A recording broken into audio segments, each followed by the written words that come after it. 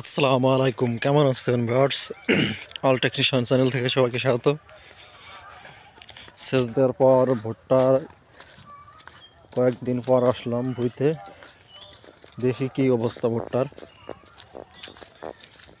ভুট্টার সেচ দেওয়ার পর ওই যে ঢ্যাপসা ফ্রাডন এগুলো দিয়ে সেচ দেওয়া হয়েছিল, পরবর্তীতে ইউরিয়া দিচ্ছে কেউ। ভুট্টা গাছগুলো কিন্তু কেবল সুন্দরভাবে উঠতেছে।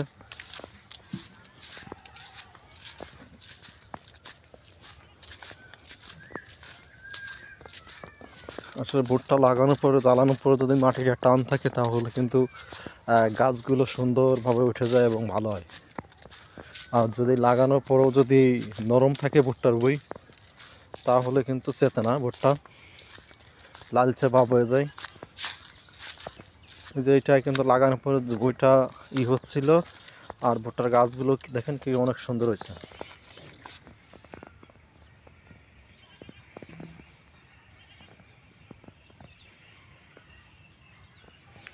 অনেক সুন্দর দেখাচ্ছে।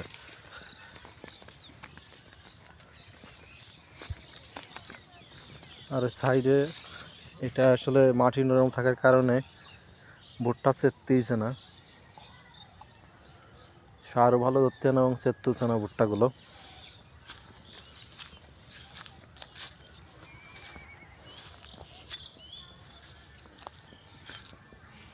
ভুট্টা কিন্তু একবারে নর্মাল হয়ে গেছে। আর বাইলের শাক বা বাইথ শাক জ্বালাইছে প্রচুর জ্বালানো।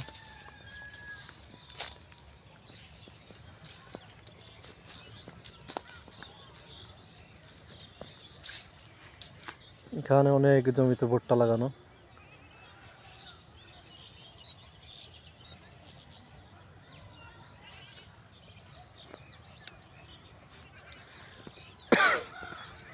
আসলে বাইলে জমিতে ভুট্টাটাই ভালো হয়, অন্য ফসল হতে চায় না, যার কারণে ভুট্টাটাই বোনা হয়।